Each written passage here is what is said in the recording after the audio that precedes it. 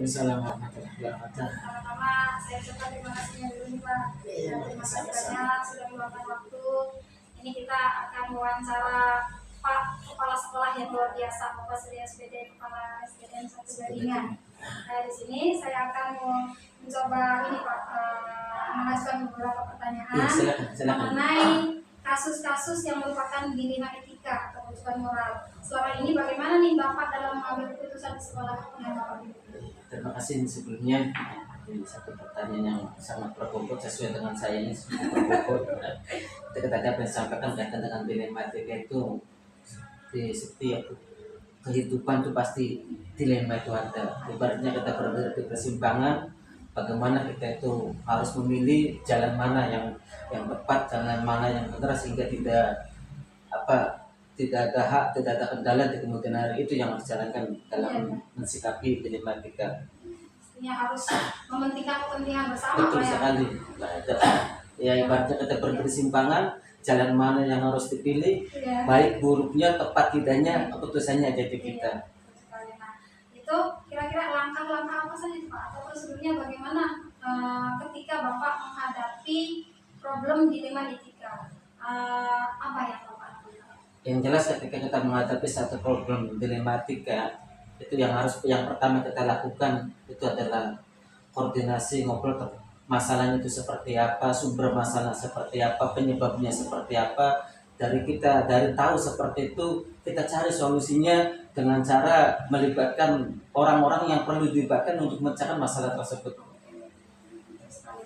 Nah, di situ hal-hal apa saja tuh Pak yang dianggap efektif menurut Bapak dalam pengambilan keputusan pada kasus-kasus dilema etika?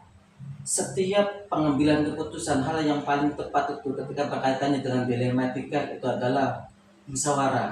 Dan musyawarah itulah satu jalan yang paling tepat untuk menghadapi masalah apapun. Ketika suatu masalah dihadapi dengan jalan musyawarah, hasilnya itu mufakat, dan kesepakatan inilah yang akan bisa menenteramkan kita di kemudian hari. Insya Allah tidak akan ada terjadi masalah seperti itu lagi. Pastinya harus musyawarah. Harus musyawarah. Bagaimanapun juga putusan musyawarah itu keputusan yang terbaik. Nah, kira-kira tantangannya apa saja tuh Pak dalam mengambil keputusan kasus dilema etika? Tantangan yang paling berat itu tadi sesuai dengan namanya etika. Di satu sisi kita berpikir begini benar, tapi di sisi yang lain salah. Menurut pendapat yang lain benar, tapi pendapat yang lainnya salah. Nah, itulah dari hal-hal yang berbeda pendapat itu kalau kita bisa satukan, kita kerucutkan menjadi satu suara sehingga tidak ada perbedaan dan semuanya itu bisa terjadi satu kesepakatan yang etika. Di satu sisi kita berpikir begini benar, tapi di sisi yang lain salah. Menurut pendapat yang lain benar, tapi pendapat yang lainnya salah. Nah, itulah dari hal-hal yang berbeda pendapat itu kalau kita bisa satukan, kita kerucutkan menjadi satu suara sehingga tidak ada perbedaan dan semuanya itu bisa terjadi satu kesepakatan yang arahnya itu nanti untuk kita keputusan bersama biar tidak ada masalah di kemudian hari. Keputusan bersama yang mana tidak akan menimbulkan masalah lagi nih. Tidak akan masalah, mengatasi masalah tanpa masalah. Itu yang paling tepat. Betul pergantian. Foto pergantian tepat, mengatasi masalah tanpa masalah. Banyak kita buat keputusan tapi di belakangnya tuh ada efek lagi. Nah, itu yang ada wujudnya.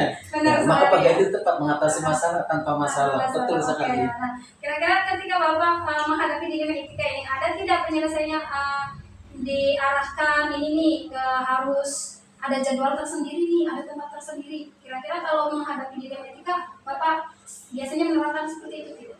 Saya tuh termasuk kategori orang yang tidak suka lama-lama. Jadi ketika ada satu masalah itu, saya ingin masalah itu cepat terselesaikan. Makanya yang paling penting ketika ada masalah itu, ya tadi cari dulu akar permasalahannya itu apa, penyebabnya itu kenapa. Nah, kita rembukan bersama. Nah, maka daripada itu, ya tadi sebenarnya saya itu orang yang paling nggak suka lah memperpanjang masalah, maka ketika ada suatu masalah saya selesaikan dengan secepat mungkin dengan berkoordinasi dengan yang punya kepentingan dari masalah itu. Setuju sekali ya. Inti Betul masalahnya dulu dicari, Inti apa masalahnya yang cari akarnya. dulu. Terus selesaikan segera gitu ya. Selesaikan segera, Jangan betul. berbuntut panjang. Jangan berlama-lama ketika Jangan. masalah itu Oke. dilama-lama pasti akan banyak pihak yang ngompor-ngomporin. Betul Itu yang sekali. paling penting. Iya, betul. Maka secepat mungkin ketika ada masalah itu Setuju. selesaikan. Betul sekali. Nah, dalam menangani kasus dilema etika itu biasanya kan ada faktor-faktor pendukung, orang-orang yang ikut membantu gitu. Ada tidak orang-orang yang mendukung Bapak? Pasti ada, karena di satu organisasi atau lembaga itu kita tidak bisa ngambil keputusan itu sendiri. Walaupun betul secara kewenangan saya sebagai kepala sekolah ada hak untuk memberikan keputusan, tapi keputusan itu akan lebih baik lagi ketika kita melibatkan semua pihak. Ada guru, ya teman-teman sejawat, komite sekolah, bahkan tokoh-tokoh masyarakat pun saya selalu libatkan, dan pemerintah desa pun saya selalu berkoordinasi ketika kaitannya itu dengan masyarakat. Saya melibatkan semua pihak, dan itu sudah rutin yang saya lakukan seperti itu. Wah, luar biasa sekali nih pemirsa. Terima kasih. Yang terakhir ya, mangga. the last but not least ya, berikan contoh kecil aja kasusnya seperti apa. Satu hal yang baru, Iya. yang baru, ya. Ketika awal saya menjadi kepala sekolah, kebetulan bu saya kepala sekolah baru. Ketika saya baru datang ke SDN 1 Gatingan itu, hal yang paling saya kaget itu nama Gadingan 1 itu hebat di Kecamatan Selia. Tapi begitu saya masuk ke situ, ternyata bangunan fisiknya, karakter gurunya itu luar biasa, di luar persepsi saya, di luar praduga saya. Terutama lihat halaman sekolah itu bentuknya kerikil, tajam. Setiap hari pasti ada yang jatuh, motor selalu kepleset. Yang paling saya khawatirkan adalah keselamatan anak ketika bermain. Yang namanya anak-anak lihat batu, marah, ambil, lempar, nah itu yang dia khawatirkan. Nah dari situ saya ambil sikap, saya langsung katakan rapat oleh murid, bagaimana membuat satu rencana untuk pengecoran halaman. Nah ini muncullah dilema etika. Di satu sisi saya ingin memperbaiki halaman sekolah, kita tahu sendirilah dana bos nggak bakal cukup lah. Maka saya katakan musyawarah, melibatkan semua yang terlibat dari pemerintah desa, saya undang pengawas, saya undang komite sekolah, saya undang tokoh-tokoh masyarakat yang bukan wali murid pun saya undang, ya khususnya wali murid. Dan di situ ada kesepakatan, silakan nih mau dibawa kemana nih, ya mau dibiarkan begini silakan, resikonya seperti itu. Kalau mau ya ayo kita bangkit. Nah, sepakatilah ada iuran, bukan pemaksa, silakan mau nyumbang berapa. Nah, saya tantang oke untuk begini, ya saya tantang Bapak Ibu. Kita tidak ada yang namanya patungan, tapi silakan secara sukarela Bapak Ibu sebagai wali murid untuk memberes masalah ini selama 10 bulan. Silakan seikhlasnya, sebulan Bapak nyumbang berapa. Sementara kan saya cari donatur untuk menutupi kekurangan. Alhamdulillah tidak nyampe dalam 2 bulan pelaksanaan pengecoran itu sudah selesai, dan sekarang ya alhamdulillah dari keberhasilan itu prestasi juga meningkat karena tersedianya sarana dan prasarana untuk kegiatan olahraga, kegiatan yang lainnya, upacara yang sebagainya. Itulah dilematikanya tadi. Pro kontra banyak. Yang kontra sangat mendukung untuk kemajuan anak. Yang kontra tadi kembali, kok ini patungan, ini itu, betul. Sensitif. Betul sekali. Cuma dengan pendekatan, saya itu pendekatan bukan saja pendekatan secara umum. Saya ketika yang tidak setuju, saya datang ke rumahnya, ngobrol begini, apa sih penyebabnya? Saya kasih penjelasan. Alhamdulillah. Nah, dari metode yang saya lakukan itu saya kira sangat tepat ketika menghadapi masyarakat yang tanda kutip orang Gadingan itu Bu adalah orang awam. Jadi tidak bisa pendekatan itu harus pendekatan secara personal. Ya kadang mereka tuh pengen ketika yang tanda kutip protes itu pengen dilihat dirinya, pengen tampil. Maka saya kasih kesempatan, jadikan panitianya. Dan alhamdulillah berjalan dengan sukses, bahkan di luar ekspektasi suksesnya itu. Wah, ini terima kasih banyak sekali Pak, luar Sama-sama biasa, Ibu. sangat menginspirasi sekali. Dan apa yang Bapak sampaikan ini semoga dapat menjadi pembelajaran buat saya Pak. Betul Ya. sekali, betul Terima sekali. kasih waktunya. Sama-sama Ibu. Saya rasa cukup. Oke, makasih. Waalaikumsalam warahmatullahi wabarakatuh. Assalamualaikum warahmatullahi wabarakatuh Pak. Waalaikumsalam warahmatullahi wabarakatuh. Terima kasih banyak nih waktunya dengan Ya. Bapak Bapak Ahmad Saiful Bahri, kepala sekolah. PLT di Sudirman Lor 2 Bu. Oke, Sudi Mampir Lor 2 di Jambi Pak. Iya. Terima kasih waktunya. Di sini saya minta waktunya untuk mewawancara Bapak mengenai kira-kira bagaimana sih cara Bapak mengidentifikasi kasus-kasus yang merupakan dilema etika sama dilema moral. Bagaimana tuh cara Bapak mengidentifikasinya? Yang kami lakukan itu yang pertama adalah kebiasaan di awal tahun itu mengadakan di sekolah itu guru-guru diarahkan untuk membuat kesepakatan kelas Ibu, dibuat kesepakatan kelas. Di situ apa-apa yang disepakati, apa-apa yang jangan dilakukan di situ, dan di situ juga ada tertuang nanti cara penyelesaian dari misalkan ada masalah-masalah di kemudian hari, bisa melalui musyawarah, bisa mulai bertemu mencari pokok masalah dulu, latar belakang, terus diselesaikannya seperti gimana, itu yang kami lakukan di sekolah kami. Pastinya Pak ya, kayak membuat keyakinan kelas Iya. ya. Yang utamanya itu di awal dulu Bu, biar Ada kesepakatan iya, gitu ya. Jangan lainnya bagian apa di tengah jalan itu udah ada rambu-rambu yang disepakati. Jadi dengan adanya hal tersebut, jadi mereka juga ada rambu-rambu tersendiri Pak ya. Iya. Oke. Jadi setelah menjalankan pengambilan keputusan tersebut di sekolah Bapak itu, terutama untuk kasus-kasus yang dimana ada dua kepentingan yang sama-sama benar, itu bagaimana cara Bapak mengambil keputusannya? Ya. Ya, yang pertama itu setelah misalnya ada kejadian kasus yang terjadi di atas yang disebutkan itu tadi, kami itu menyelesaikannya. Yang pertama yaitu antara yang membuat dan yang korban itu kami pertemukan, kami bicara, diskusi baik-baik awalnya gimana sehingga terjadi kejadian itu, terus ini akibatnya apa, kalau dilanjutkan baiknya gimana, itu kami mengadakan musyawarah dengan, terus didampingi untuk memperkuat bahwa sekolah telah melaksanakan bimbingan konseling, didampingi wali murid dari anak-anak yang bermasalah tersebut Bu. Itu yang kami coba lakukan. Dipertemukan dua-duanya biar kita juga memutuskan tidak satu pihak ya Iya, Pak. satu pihak. Mendengar permasalahan dari dua sisi kan gitu ya. Iya, Ya, gitu. jadi intinya mah kembali jalan musyawarah ya. Iya, Nah, musyawarah. terus kira-kira langkah-langkah atau prosedur apa saja biasanya yang Bapak lakukan? Langkahnya Langkahnya itu yang kami gali pertama adalah dari rekan sejawatnya Ibu, kami coba obrolin dengan anak-anak ini, ada mengambil keputusannya. ya. Ya, yang pertama itu setelah misalnya ada kejadian kasus yang terjadi di atas yang disebutkan itu tadi, kami itu menyelesaikannya. Yang pertama yaitu antara yang membuat dan yang korban itu kami pertemukan, kami bicara, diskusi baik-baik awalnya gimana sehingga terjadi kejadian itu, terus ini akibatnya apa, kalau dilanjutkan baiknya gimana, itu kami mengadakan musyawarah dengan, terus didampingi untuk memperkuat bahwa sekolah telah melaksanakan bimbingan konseling, didampingi wali murid dari anak-anak yang bermasalah tersebut Bu. Itu yang kami coba lakukan. Dipertemukan dua-duanya biar Dipertemukan. kita juga memutuskan tidak satu pihak ya Iya, Pak. satu pihak. Mendengar permasalahan dari dua sisi kan gitu ya. Iya, Ya, gitu. jadi intinya mah kembali jalan musyawarah ya. Iya, Nah, musyawarah. terus kira-kira langkah-langkah atau prosedur apa saja biasanya yang Bapak lakukan?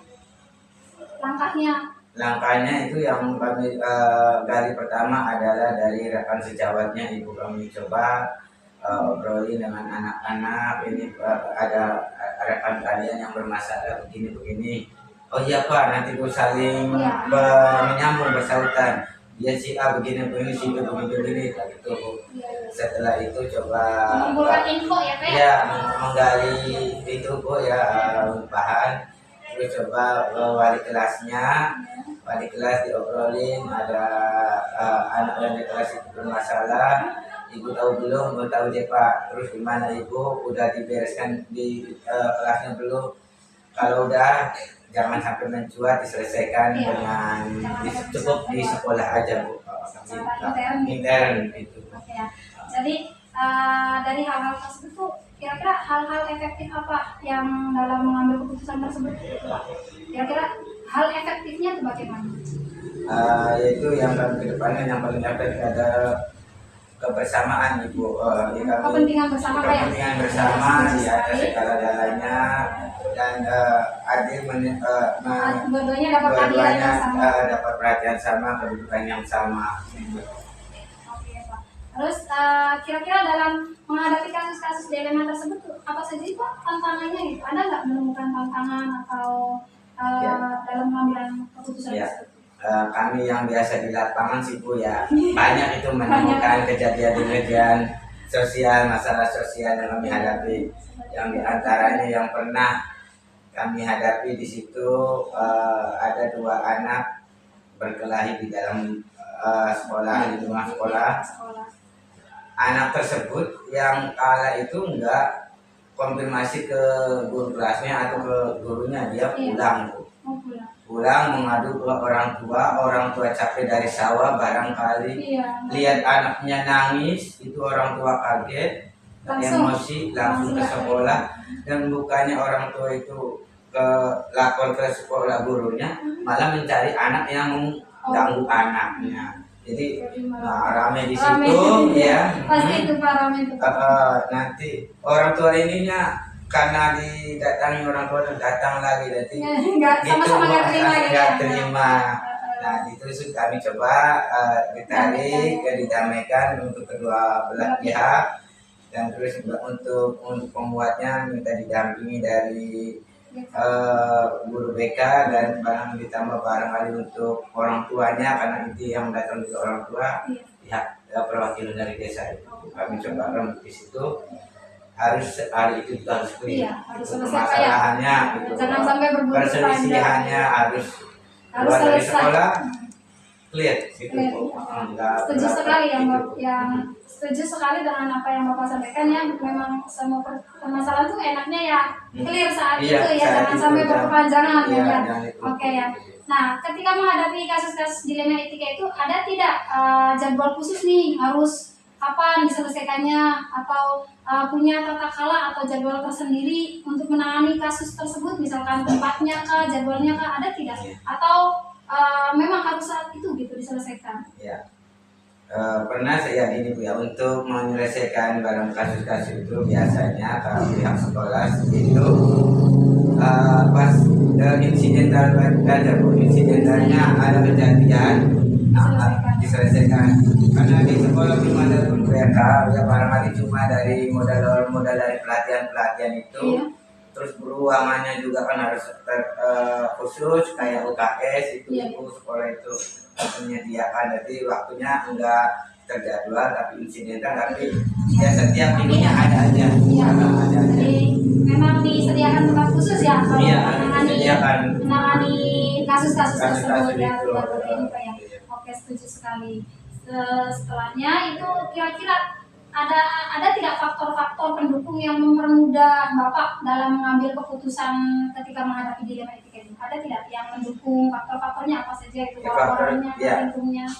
Faktor pendukungnya itu dari lingkungan sekolahnya itu kami udah berunding dengan pihak-pihak rekan-rekan guru yang menjaga, terus kayak pedagang-pedagang kantin itu Bu, kami lingkungan sekitar, misalkan ada apa-apa permasalahan jangan dibawa kemana, asalnya di sekolah harus selesainya di sekolah itu. Jadi saling mendukung ya, lingkungan sekitar itu memahami, jadi hal-hal kejadian itu dibela pihak sekolah itu dari lingkungan itu Pak. Masalah sekolah selesai di sekolah. Selesaikan di sekolah. Setuju sekali nih Pak.